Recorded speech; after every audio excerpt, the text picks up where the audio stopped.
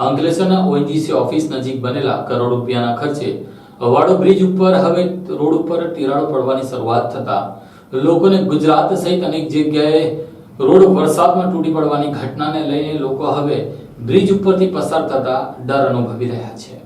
અંકલેશ્વરમાં આશરે 2 મહિના અગાઉ જ અનેક લાખો કરોડ રૂપિયાના ખર્ચે મરમ્મત કરાયા બાદ વાહન ચાલકો માટે ખુલ્લો મુકાયેલા ઓએનજીસી ઓવરબ્રિજમાં હવે પિલ્લરોની સાથે સાથે ડાંબરના રોડ પર પણ મસ્ત મોટી તિરાડો પડી ગઈ છે। પણ નગરજનોએ ગભરાવવાની જરૂર નથી, કારણ કે હજુ આ બ્રિજ અડીખમ ઊભો છે। અંગ્રેજોએ 1881માં એટલે કે તે સમયે આશરે 45 લાખ ઉપરાંતના ખર્ચે બનાવેલ ભરૂચનો ગોલ્ડન બ્રિજ નીચે વહેતી નર્મદા નદી ઉપર અને પૂર વચ્ચે પણ 140 વર્ષ કરતા વધુ સમય થવા છતાં અડીખમ ઊભો છે। પણ અંકલેશ્વરમાં અને આજના ટેકનોલોજીના સમયમાં કરોડોના ખર્ચે 1.5 વર્ષ સુધી મરમ્મત હેઠળ રહેલ અને ટ્વિન બોક્સની કામગીરી બાદ 2 મહિના પહેલા શરૂ કરાયેલ તેમજ વાહન ચાલકો માટે ખુલ્લો મુકાયેલ ઓએનજીસી ઓવરબ્રિજ પર તિરાડો અને ભૂવાઓ જોવા મળી રહ્યા છે। બ્રિજની શરૂઆત થઈ ત્યારે એક જ સપ્તાહમાં સપોર્ટ પિલ્લર પર નાની તિરાડો જોવા મળી રહી હતી, પરંતુ તે સમયે કોઈ પણ જાતના અધિકારીઓએ કે કોન્ટ્રાક્ટરોએ એના મરમ્મત માટેની દરકાર ન લઈ ફક્ત લીપાપોટી કરી નાખતા આજે ઓએનજીસી ઓવરબ્રિજ સવાલોના કઠઘરામાં આવીને ઉભો છે। જોકે ત્યારબાદ ઓએનજીસી બ્રિજ પર નવનિર્મિત ભાગમાં ભૂવો પડ્યો, ડિવાઈડર પર પણ તિરાડો પડી અને સપોર્ટ પિલ્લરની તિરાડો પહોળી થતી ગઈ। પણ કોન્ટ્રાક્ટર અને અધિકારીઓ જાણે કે મોસમનો લુત્ફ ઉઠાવી રહ્યા હોય તેમ ફક્ત તમાશો જોઈ રહ્યા છે અને ફક્ત બ્રિજ ઉપર જ્યારે પણ અહેવાલો પ્રકાશિત થાય ત્યારે લીપાપોટી કરીને જતા રહે છે। પરંતુ અહીંયા નથી તો અધિકારીઓને પડી કે નથી નેતાજીને પડી અને જનતાએ તો વેઠવાની આદત પાડી લીધી છે। લગભગ તમામ લોકોએ માની લીધું છે કે હવે બોલવું નહીં, પરંતુ જે સ્થિતિ છે તેમાં રહેવું પસંદ કરવું। અંકલેશ્વરના ઓએનજીસી બ્રિજના ડામર રોડ પર આજે તિરાડો પડી ગઈ હતી અને તે જોવા મળી હતી। પહેલા પણ જેમ પિલ્લરની તિરાડો અને ભૂવાને લીપાપોટી કરી ઢાંકી નાખવામાં આવી, તે જ પ્રકારે આજે પણ તિરાડોને ડામરથી પૂરવાના પ્રયાસો કરવામાં આવ્યા હતા। પણ ફરક ખાલી એટલો હતો કે આ વખતે યુવા કોંગ્રેસના આગેવાનો અને હોદ્દેદારો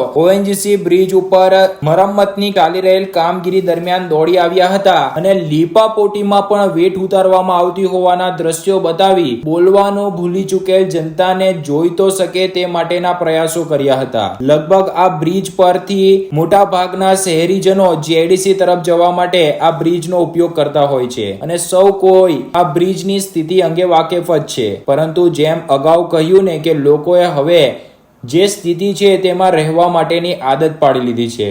જે બ્રિજને નીચેના અંડરપાસને પહોળો કરવા માટે 1.5 વર્ષ લાગે અને આટલી બધી ટેકનોલોજીના સમયમાં આટલા લાંબા સમયગાળા બાદ બ્રિજને ખુલ્લો મુકાયા બાદ 2 મહિનામાં જ બ્રિજ પર તિરાડો અને બાકી હોય તો બ્રિજના રોડ પર પણ તિરાડો જોવા મળે તો તે ખરેખર ચિંતાનો વિષય છે। પરંતુ નગરજનોએ ગભરાવવાની જરૂર નથી, કારણ કે હજુ પણ અંકલેશ્વરનો ઓએનજીસી ઓવરબ્રિજ અડીખમ ઊભો છે। જો કે કરોડો રૂપિયાના ખર્ચે મરમ્મત થયા બાદ શરૂ થયેલ ઓએનજીસી ઓવરબ્રિજમાં તેના શરૂઆત થતાની સાથે જ 2 મહિનામાં તિરાડો પડવાની ઘટનાને લઈને આ બ્રિજની કામગીરી પૂર્ણ થયા બાદ જે અધિકારીએ આ બ્રિજની કામગીરીનું નિરીક્ષણ કર્યું હતું અને વર્ક કમ્પ્લીટેશનથી લઈને ફિટનેસ સર્ટી આપ્યું હોય તેની પણ તપાસ થાય અને કોન્ટ્રાક્ટરને બ્લેકલિસ્ટ કરવામાં આવે તે પણ એટલું જ જરૂરી છે। જો કે હાલ તો સૂત્રો પાસેથી મળતી માહિતી મુજબ કેટલાક જાગૃત નાગરિકો આગામી દિવસમાં આ મામલે વિજિલન્સ તપાસ થાય અને સંબંધિત વિભાગો દ્વારા તેની તપાસ કરી આ કામગીરીમાં કયા અધિકારીઓએ નિરીક્ષણ કર્યું હતું તેમજ કોણે સર્ટિફિકેટ આપ્યા હતા અને કોના કહેવાથી કામો મળ્યા હતા તે તમામ દિશામાં તપાસ થાય તે માટે પણ પ્રયાસો કરવામાં આવ્યા હોવાની સૂત્રો પાસેથી માહિતી મળી છે। ઉલ્લેખ કરવો રહ્યો કે કરોડો રૂપિયાના ખર્ચે જ્યારે બ્રિજ કેટલાક ભાગને તોડી પાડીને મરમ્મત કરાયા બાદ પુનઃ શરૂ કરવામાં આવ્યો હોય અને તેમાં તિરાડો પડે તો તે તપાસનો વિષય છે, તેમાં કોઈ બેમત નથી। ત્યારે આ મામલો ગાંધીનગરથી લઈને દિલ્હી સુધીના સંબંધિત વિભાગો અને મંત્રાલયો સુધી પહોંચશે તેવી હાલ સૂત્રો પાસેથી માહિતી મળી છે। ત્યારે આગામી દિવસમાં આ મામલે હવે કેવા પગલા ભરવામાં આવે છે તે જોવું રહ્યું અને કોના નામો ખુલે છે તેના પર પણ સૌ કોઈ મીટ માંડીને બેઠા છે। માત્ર 2 મહિના અગાઉ જે ઓએનજીસી બ્રિજ જે કોન્ટ્રાક્ટરે લગભગ 15 થી 20 દિવસ બંધ રાખીને હું તૈયાર કરી આપીશ એવું કહીને 1 વર્ષ લીધો હતો. એ 1 વર્ષ લીધા છતાંય આ બ્રિજની હાલત આજે એટલી કફોડી થઈ છે માત્ર 2 મહિનામાં. તમે જોઈ શકો છો કે મોટા પાયે ભ્રષ્ટાચાર થયું હોય એવું સ્પષ્ટપણે જણાઈ રહ્યું છે, દેખાઈ પણ રહ્યું છે. ઓએનજીસી બ્રિજની સાઈડમાં જે સ્લમ વિસ્તાર આવેલું છે એ સ્લમ વિસ્તારની સાઈડમાં માટી ધસી રહી છે અને બ્રિજમાં તરાળો પડી ગઈ છે. ભવિષ્યમાં જો કોઈ જાનહાનિ થાય, આ બ્રિજને કોઈ નુકસાની થાય, ભૂતકાળમાં જેવી ઘટનાઓ બની છે, મોરબી સુરત જેવી ઘટનાઓ બની છે, જો આ બ્રિજ કોલેપ્સ થાય અને સાઈડમાં રહેતા સ્લમ વિસ્તારોમાં જાનહાનિ થાય કે બ્રિજ પરથી અવર જવર કરનારાઓમાંથી કોઈને જાનહાનિ થાય તો તેની જવાબદારી કોણ લેશે? હું તંત્રને કહેવા માંગુ છું કે વહેલી તકે આની વિજિલન્સ તપાસ બોલાવીને જો કોન્ટ્રાક્ટરો કે ગમે તે અધિકારીઓ આમાં સંડોવાયેલો હોય, ભ્રષ્ટાચાર સંડોવાયેલો હોય તો આવા કોન્ટ્રાક્ટરોને બ્લેકલિસ્ટ કરવા જોઈએ અને આ બ્રિજની વહેલી તકે તપાસ કરવી જોઈએ.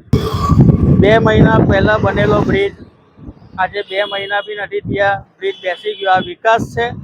વિકાસ ઉછળીને બહાર કૂદવા માંડેલો છે. અત્યારે ચોમાસામાં 1 વરસાદ મોટો નથી પડ્યો એટલામાં બ્રિજ બેસી ગયો. આ ભ્રષ્ટાચારનો જવાબ કોણ આપશે? સત્તા પક્ષમાં બેઠેલા લોકો શું કરવા માંગે છે? પ્રજાના પૈસે એશ કરવા માંગો છો અંદર એસી વાળી ખુરશીઓમાં બેસીને? આ ઓએનજીસી બ્રિજ જે લોકો માટે એક ટ્રાફિકની સમસ્યાનું જે એ બન્યું હતું એને ઘણો સમય બાદ એક રાહતની શ્વાસ આવી હતી કે ભાઈ હવે બ્રિજ બની ગયો છે. પરંતુ આ બ્રિજ બનતાની સાથે જ 2 મહિનામાં જ બ્રિજ એક બાજુથી બેસી જવા પામ્યો છે અને બધી માટી જે વરસાદ 2 દિવસમાં ભરપૂર પડ્યો માટી ધોવાતા એક બ્રિજ એક બાજુ તિરાડો પડી ગઈ છે. આવું 2 દિવસે આજે કોન્ટ્રાક્ટરે બે માણસો બોલાવી ને લાલી લિપસ્ટિક જે કરતા હતા, તિરાડો પૂરતા હતા, ત્યાં યોગ્ય સમયે પત્રકારો તથા જવાબદાર નાગરિકો તથા અમે યુથ કોંગ્રેસની ટીમ આવી પહોંચી હતી. અમને જોઈને અને પત્રકાર મિત્રોને જોઈને ભાગી છૂટ્યા હતા. માટે આવા કોન્ટ્રાક્ટરો સામે અમે વિજિલન્સની તપાસ માંગીએ છીએ અને આવનારા સમયમાં જો આનું યોગ્ય નિરાકરણ ના આવે તો યુથ કોંગ્રેસની ટીમ અહીંયા ગાંધી ચિંધ્યા માર્ગે આંદોલન પણ કરશે.